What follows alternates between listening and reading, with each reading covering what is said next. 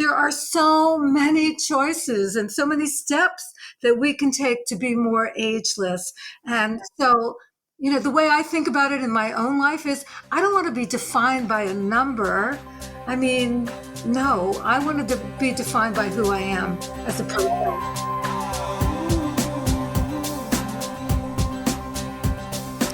Welcome to Zestful Aging Podcast, where I speak with changemakers from all over the world, from every walk of life, who will inspire you to live with zest. I'm your host, Nicole Christina, and my mission is to bring you optimism about aging and help you make full use of the new opportunities that only come at this stage of life. And to find out more about this podcast, hop on over to zestfulaging.com. Well, our guest today has been recognized by Forbes as one of the top 50 female futurists globally. Maddie Dykewald has been deeply involved in exploring all aspects of the age wave and how it's fundamentally transforming our lives and the world at large. She's an internationally acclaimed author, public speaker, Wall Street Journal blogger, and thought leader on longevity, aging, the new retirement, and the ascent of women. Her new book combines her professional and personal passions, Ageless Aging, Women's Longevity Bonus, and the Arts and Science of Living Longer. Welcome to the show, Maddie. Thank you, Nicole. It's great to be here with you. I'm really excited. We were just talking off mic that your book is getting a lot of press behind it, a lot of anticipation. What's that like as an author? I know this is not your first book, but tell me. No, it's not my first book. But let me say this, I've never written a how-to book before. Mm-hmm. So that's kind of an interesting challenge to get out there. Here's the thing. What I began to recognize after being in the field of aging, longevity, and retirement for almost 40 years is that there's millions and millions of women in their 40s, 50s, 60s, and beyond who are beginning to struggle with the idea that, hey, I may be living a lot longer than I thought, and I have these little aches and pains, and maybe they're struggling with diabetes or heart disease or something that they're concerned about in their own health, and they're trying to figure out how they can live better longer. And I wanted to help solve that problem. I'm passionate about this for myself and for women in my age group. Now, I'm in my 70s, but what I've learned along the way from the research we've done, as well as the experts that I've talked to on the subject, people literally at the top of the food chain in terms of research into longevity, I wanted to share it with people and let them know that they could, in fact, take steps, take some actions that they can live better longer. And that was, I felt so passionate about that I really wanted to get that out. And I'm grateful that there's been an audience for it. Mm-hmm. And I'm curious about your title, Ageless Aging. What does that mean? Yeah. Well, that's interesting because way back when, like I said, I've been doing this for close to 40 years. And back in the late 80s, early 90s, I was doing a keynote presentation at the Golden Door, which is a health spa. And it was for a group of very high level women executives. And I did a presentation and then we had this long conversation, and out of it, I started using the term ageless aging because they all told me that they resonated with that term dramatically. And why? Well, I used the word ageless aging and I talked about it in terms of this. I said, if you look up the term ageless aging in the dictionary or just ageless, you'll see that the first word you'll see is timeless. Now, we cannot hold back the hands of time, let's face it. But what we can do is we can make the most of the time we have on Earth and potentially even reverse some of the negative impacts that time has on our bodies, on our minds, even on our spirits. I mean, just as an example, if you have arthritis, maybe an anti-inflammatory diet would help reverse some of the symptoms.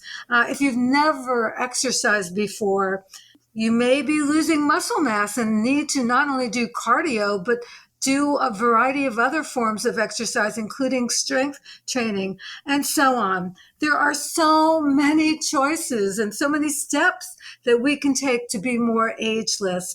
And so, the way I think about it in my own life is I don't want to be defined by a number. I mean, no, I wanted to be defined by who I am as a person. Well, as an expert for so many years, I'm sure you were privy to a lot of advice about how to age well. Tell me about what you learned writing this book that you did not know. That is a deep question, Nicole. When I first started working on this book, I thought I'd talk to about 10 or 15 of the leading experts. I didn't think very many would be willing to talk to me, but I put out notes to people, and I literally heard from more than 100 social workers, psychologists, researchers at the cutting edge, people who are looking at brain health. I mean, all the different aspects of living better longer. All the top experts really wanted to be part of the book. And I was super excited about that. And I learned lots of little tricks of the trade. But just to give you an example, up until recently, truly not that long ago, 2-3 years ago, we thought that cognitive decline was out of our control, that it was something that came from our genes. And I have a bad history in my family. My grandmother had cognitive decline. My mom had Alzheimer's disease. So if I'm just stuck with the genes that I was born with, I'm kind of screwed, huh? So we did some research at AgeWave, by the way, that we asked people 50 plus, what's your biggest healthcare fear? And it was cognitive decline. So I'm not alone. There are millions and millions of men and women who are concerned about this. And recently, the top researchers like Rudy Tanzi have come out and they've said, yes, there are steps you can take to prevent and delay having Alzheimer's disease. And when I heard that, I was super excited because preventing and delaying, any delay that you can do, oh my God, I want to embrace it personally. And I want to take out my megaphone and let people know about this. So that's one example. I can give you a couple other really interesting examples. So sleep. Please, yes. Sleep is such a huge issue. I know sleep is definitely not my superpower. I mean, I struggle with it. And I think a lot of women in particular struggle with it. And anyway, so I talked to some of the top scientists who are in those sleep labs. And one of the things that I found was that all of the sleep studies, which are very interesting on their own, but none of them have included any people over, men or women, over the age of 65 in their studies. Not one. So although you may get great information about sleep studies, the truth of the matter is that they don't even look at people over the age of 65, and we may have very different needs. Has that information had an impact on what you do about your sleep? Yes. It definitely does. One of the things that I really embraced and didn't really understand before I did research for the book was the importance of what you do during the day and how it affects your sleep at night. It's all about our circadian rhythms.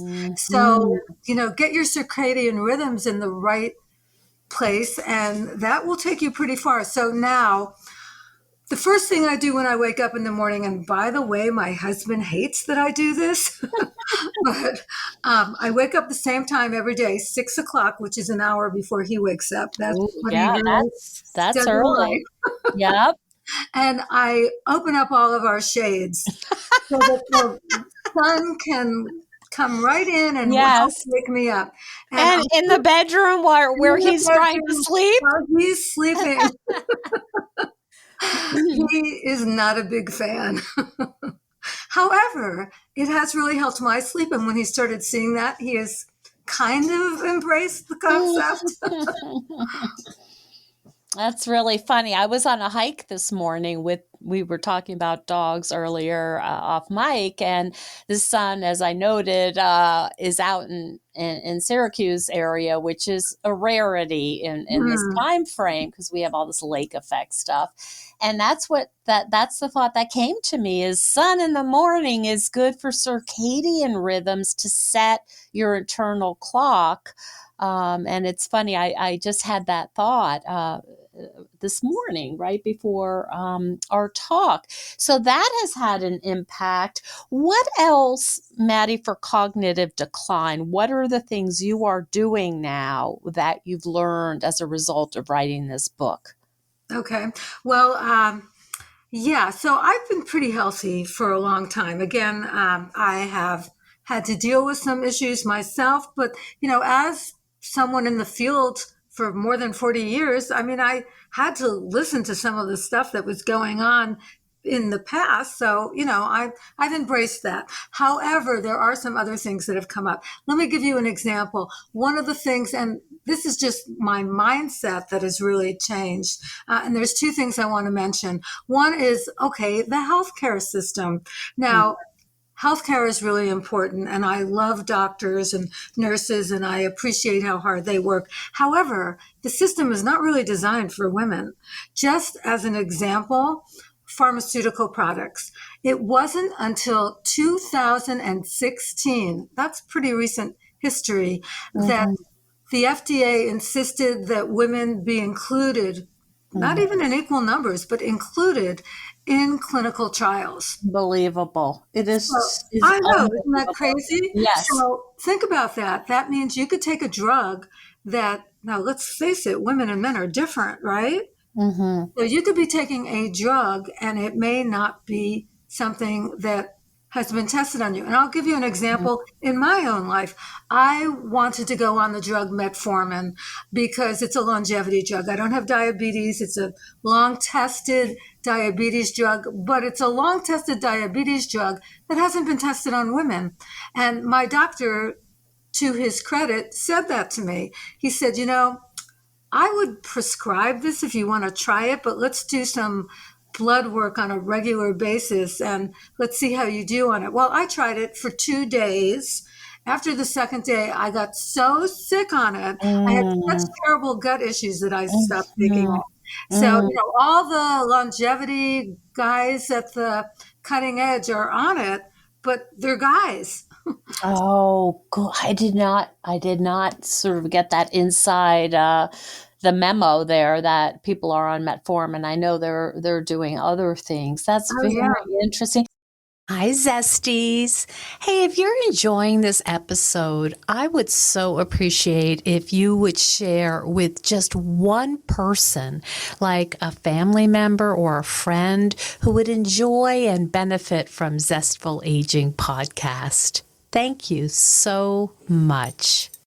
Talk more about the healthcare system because, boy, is that a mess. And you've talked quite openly about the U.S. and some fairly shameful statistics. Yeah, well, here's the thing. We want to be clear that healthcare workers work their butts off, Oh, yes, and they for are sure. doing the best they can, and they are being pulled in so many directions that, my heart goes out to them, and I appreciate the efforts they're making. Yes. So let me begin by saying that. However, to stay on top of all the latest information is a full-time job, and many of the physicians out there, they just can't do that. So I would urge everyone to do their homework before they interact with the healthcare system. If they have something going on, make a list of your questions for your doctor.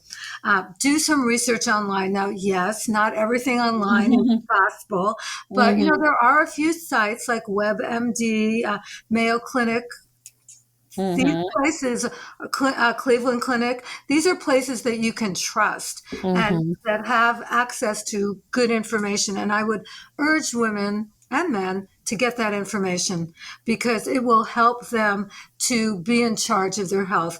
And that's the point of view that I'd really like to bring to the conversation about healthcare.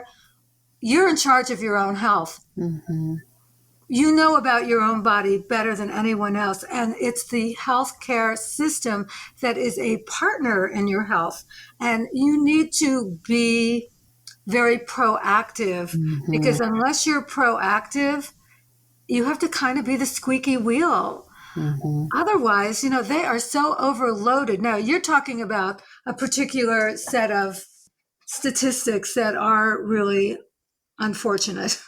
So let me just define two. So we have health span and we have lifespan. Lifespan is the number of years you are going to live. So how long you live, right? So Mhm. we're not doing very well there. The United States, on average, we live to about 77, with women living 6 years longer than men. Mhm. So that's great for women in terms of living longer. But when it comes to health span, which is the number of healthy years you live, we're not doing very well at all, especially women. Even when you correct for the fact that women have longer lives than men, women spend the last 14 years of their life in cascading poor health. Mhm. And And it's how do we understand this? why? Mhm. Ah, that's a really good question. It's I'll tell complex, I'm you, sure. Yeah. I think that some of it has to do with the fact that, women are the primary healthcare decision maker for their families in general. And I think we're so busy taking care of everyone else that we put ourselves last. I think Mhm. that's part of it. So that we are not, oh, how shall I say, we're not doing a good job advocating for ourselves health wise, that we tend to sort of let things slip and be more concerned about our partners or our kids. Is that I'm what our parents and our our parents? grandparents and Yes. I mean, many women fall into that category. Now, there are others who are very proactive, and that's great. And they should be who we look to for role models. And Mhm. then there's like all the things that we could be doing to take care of ourselves better. And a lot of it is up to us. Remember, we're not just about the genes we were born with. We used to think that genetics were our destiny, Mhm. that whatever the genes are that you're born with, that's your fate, and so there was Yes. very little you could do about it. Well, that's not the case anymore. The top scientists and researchers in longevity have confirmed the fact that up to 90% of our health and well-being is within our own control. It has to do Amazing. with our lifestyle and our environment. So knowing that allows you to take steps to live better longer. And there are steps we can take. I mean, even little things can make a difference. Let me give you an example. Your attitude towards your own aging and the aging of other people around you and the world at large, what you think about aging itself, impacts how long you're going to live. Mhm. Believe it or not, there have been studies that have been done in the United States that show the fact that if you can reframe aging as a positive, a chance to gain wisdom, experience, resilience, for instance, um, Mhm. you could potentially add up to 10 years to your lifespan. It's unbelievable and just so cool. So, what are the number one and number two countries? What are they doing that we might want to think about adopting?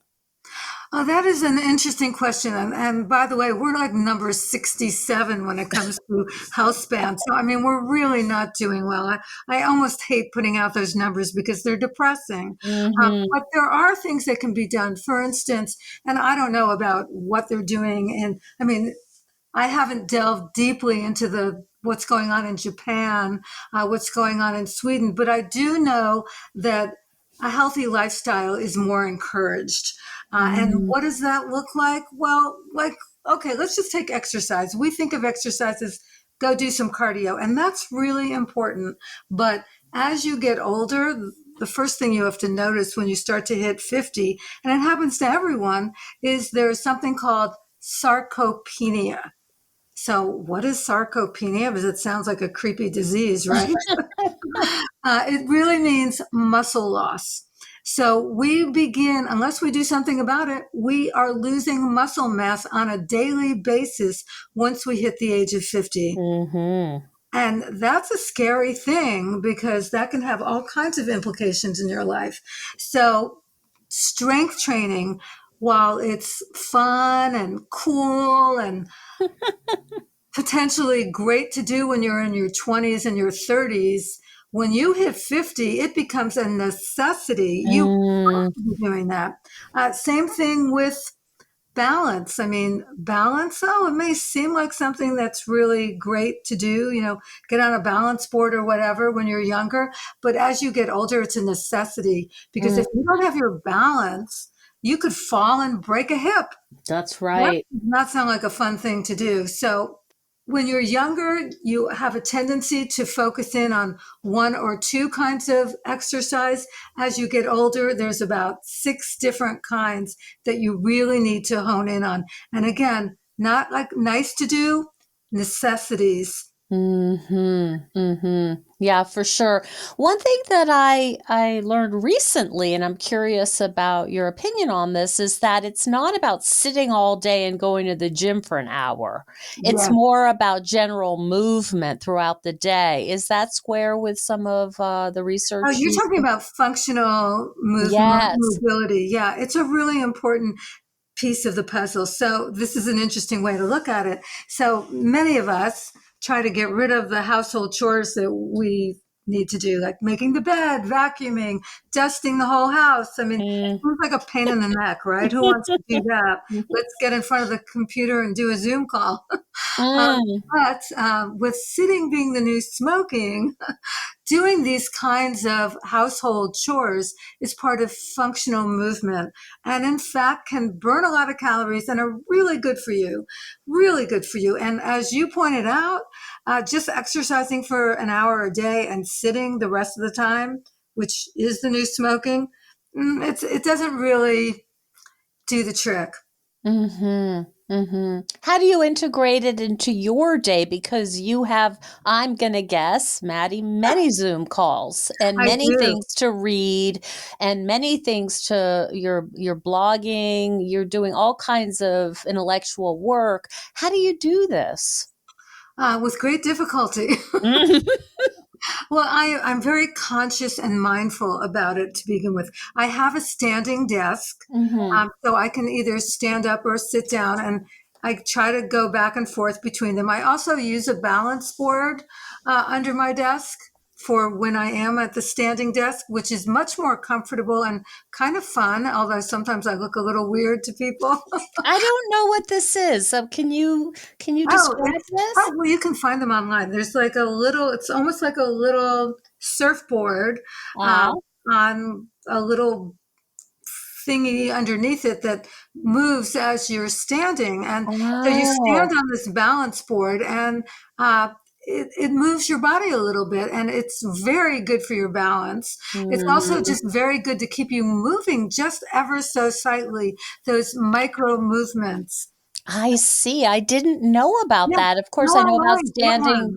yeah, standing desk and as a therapist, we sit a lot, and I Mm. really make sure I get up between sessions and go get a drink of water or walk up the stairs or whatever. But as you say, you've really got to be mindful because boy, the hours can just go by as you're just sitting at the computer. Absolutely. You're 100% right. There's a couple other tricks that I like to do.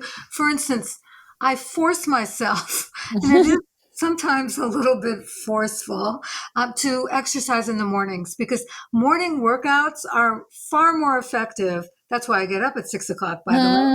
Mm, They're far more effective. And if you don't eat until after you exercise, mm, even more effective. So these are kind of like hacks or little tricks that you can do to increase the effectiveness of your exercise, using exercise as an example. And by the way, I love exercise as an example because even if you just start exercising for a few weeks, you're going to see a difference and you're going to feel a difference.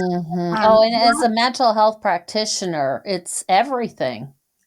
yes, it Mm-hmm. is. It's like I talk about it as the silver bullet. Mm-hmm. And so are you doing, what kind of exercises do you prefer? Are you doing like a routine? Are you going out and brisk walking? What do you favor? Okay, well, that's a really good question. I like to combine things so that I'm being very efficient. So I do 10 minutes of yoga in the morning when I wake up. It's kind of like if I don't do that, I feel I never quite wake up. So it's just a little bit of, you can stretch. It's Mm-hmm. stretching. So 10 minutes, that's all I do. Then I try to, 3 times a week, I do Pilates.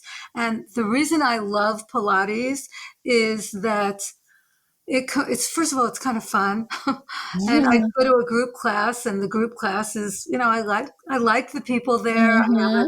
I like the instructor, so it's social too. So you're Mm-hmm. combining another thing, which is your social connections. So that's good, but it combines posture, balance, strength training, and sometimes I even take a cardio Pilates class. So you're getting a lot of things done very efficiently. I love being efficient with my exercise. No, I mean, because you have so much other stuff to do. yeah, exactly. I mean, I don't Mhm. want to dedicate my life to exercise. Then I try to do a HIIT workout at least 4 times a week. And I Mhm. do that again, efficiency. It's just the fastest, easiest way to make a difference. So And I'm HIIT always looking for meaning high shortcuts. intensity interval training. Exactly. Okay. Exactly. And what about this not eating before you work out? Tell me about the research on that. Okay, well, let's put it into a context of intermittent fasting. Mhm. Uh, okay, so one of the people I interviewed for my book was Dr. Walter Longo, and I mention his name because I guess I'm like a fangirl. I mean, I'm totally obsessed with the work that he has done. He Okay. is the pioneer. He is the pioneer in the field of longevity when it comes to intermittent fasting. And he came up with the term. Anyway, as you know, a lot of these longevity experts have glommed onto the term, and Mm, they brag about, and this is great if you can do it, I guess. Again, mostly men. Oh, I don't eat for 16 hours a day and I don't eat mm, breakfast. Well, Walter Longo told me that's not the way to do it at all.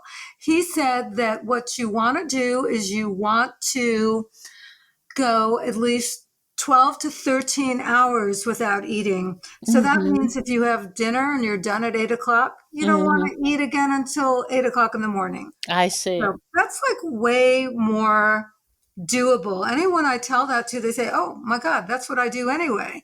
I So not see. I very see. hard to do. No, I was going to say, I mean, the thing that I see a lot for people over 50 is going 16 hours without eating. Well, he actually said that that wasn't good for you, Okay. especially for women, that it can create health issues for you. Okay. So he does not recommend it. In fact, kind of unusual to hear him say this. He said he thought breakfast was the most important meal of the day. Uh-huh. But But that you're not eating for 12 to 13 hours. exactly, I see. exactly. That So sounds I thought that was wonderful. interesting. So just Mhm. connecting it to exercise, your body has to work harder without the fuel in it, without the protein, and then eating protein right afterwards has a very positive effect. Excellent. Yep. Yep. Protein is important, especially for muscles. And as you noted, we're really trying to keep those muscles Yeah. maintained. Yeah. And as you get older, I don't know about you, Nicole, but I find that my body craves more protein than it did when I was younger. Hmm. Yeah. Yeah. What's your favorite protein? Oh, geez. Okay. I don't eat red meat, and I haven't eaten it and not that, I don't think, I think there's some great red meat, so I'm not condemning red meat. But Mm-hmm. when I was like back in my 20s, I found myself only eating hot dogs and hamburgers. So I'm like, no, this is not working. So I stopped eating red meat. And what I love really is to eat fish and some poultry. And so I tried being a vegetarian for a while and I got way too thin. Mm, I mean, I looked terrible and I felt terrible. So I was not able to make the kind of transformation that so many vegetarians make. mm-hmm. So it's great for some people. It didn't work for me. But I try to be very plant based, but I do love my salmon is my go to. You Mm-hmm. can eat salmon every day of the week. Mm-hmm. That's a good thing to make, and there's lots of ways to make it, and it is delicious. So, What about and you? What's your favorite protein? I love salmon, and also in this area, it's very rural, not far from me. So there's venison that's available, and Oh, that's of great. course grass fed because it's wild. We have bison, so things like that. Nothing with a skew, nothing with the nothing that's over processed or any of that. So trying Yeah, to and keep that it. is a key, by the way. I mean, Yeah. if you're going to eat meat, which lots of people do, and that's great, if you get that grass-fed organic meat, it's Mm-hmm. terrific for you. It's really, Yes. really healthy. Yes, yes, yes, it is. Any last thoughts, Maddie, that you'd like to share with our audience in terms of what you've discovered writing this book and blogging and really being immersed in the age wave? Yeah, I'm not really sure how attune your audience is to the subject, but I'm guessing they're pretty astute on this. But one of the things that really occurred to me while I was working on my book, most of us will hone in on one thing, like, oh, like we've been talking a lot about exercise or sleep or social connection or purpose, and what I really began to understand after talking to the top scientists and researchers at the cutting edge of longevity is that it's not really just about one thing. It's about this kind of holistic recipe of ingredients that all work together and they all interact. And I would even include finance in this holistic Mm-hmm. recipe because all these things work together. And, that was the approach I took when thinking about and researching longevity and how we can increase our health span and our brain span. I want it to be holistic. Yeah, and I know you're an expert on retirement and finances and women. That is a big, big subject. It is. Yes, very, very important because you can't do all these things if you're worried about money or, you don't have the resources or haven't planned and all of that. And I know that is something that people can learn about when they research you and look at your work. I know that's been one of your It's top a things that you. passion. Yeah, yeah. It is a passion. I mean, I think that, if you're going to get down into the weeds on this a little bit, that word wealth, which we've really taken a negative look at that word and we don't feel very good about it, but it derives from the Welsh word welle, which means well-being. And I think Mm, for women in particular who have more challenges because we live longer, we retire earlier, and we don't have as much money in our retirement accounts as men, this is a really important thing mm, to get our financial house in order. And, it's not that complicated, but we need to educate ourselves mm, and get educated. And there's lots of resources for that. And then getting that knowledge provides us with some confidence so that we can actually take the right steps so that we can get our financial security in place. So yeah. important. I just did an interview about just specifically about this, and I learned that the average age of widowhood is 59. Yeah. and that we really need to prepare ourselves. And it's not a fun subject. It's not something, it's awkward. People would rather talk about sex than money, but it's so important. And I appreciate you, teaching us about that. Where can people find out more about your work and how to order your book and you have other podcast interviews, you have all kinds of media stuff. Where can they find you? Yeah, they can find me in two different places. One is there's two websites. One is Age Wave. So that's age like getting older, wave like a wave in the ocean.com. And all one word. And then also I have my own website that's really focused on this subject particularly. Maddie Dykewald, nobody's going to spell it, but MaddieDykewald.com. I'll put that in the show notes. Yep. Great. Yeah. Yeah. There's a lot of great information there. And again, I'm just really passionate about this idea that we can all live better longer by taking some action steps that, some of them are more difficult than others, but you can really make a difference in your life. Yeah, that's just, I love that idea of agency and power, being, I know it's a overused word, but it's empowered to say, what can I do? And I think that's really important for women who haven't always felt powerful. Absolutely true. And especially we feel vulnerable. And you know what? We are vulnerable, and that's okay.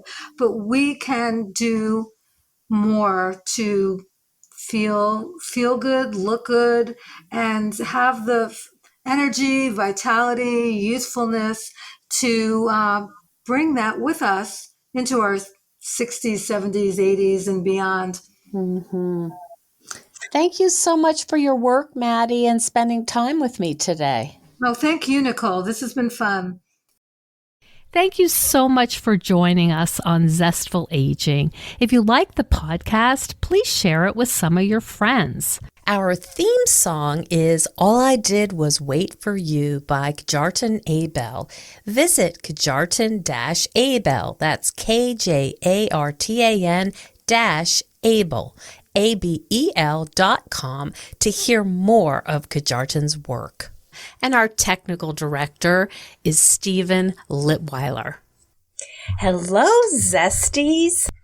Well, many of you know that I've been a psychotherapist for more than 30 years, and I'm an expert in healthy aging.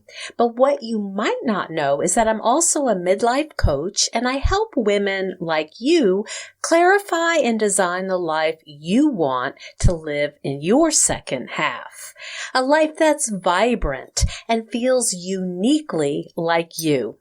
Maybe you've spent your entire life caring for others in one way or another, and you're a bit stuck with how to move forward in this new phase of your life. Or maybe you're considering a career change or other big life transition. Or maybe you're in the middle of a life change you didn't see coming. You may be asking yourself questions like, who am I now? And how do I build a new kind of life for myself? Or how do I make the most of the time I have left? This stage in our lives is the perfect time to pause, recalibrate, and reassess where our life is heading and ask ourselves what deserves our precious time. Now is the time to focus on what brings you joy and a sense of deep, calm contentment. I love helping women discover who they are in addition to being caregivers. After our sessions, you will have a clear plan for making your life more vibrant and deeply satisfying. You will feel a sense of control because you will be making choices that are perfect for you. And you will feel more confident because you will have an individualized blueprint to follow. And because you're a Zestful Aging podcast listener, I'm offering a special package deal. Contact me at zestfulaging.com right through my contact link. Time is truly precious, and there's no time to waste. And stay tuned next week for another interview with a fascinating and inspiring guest. See you then.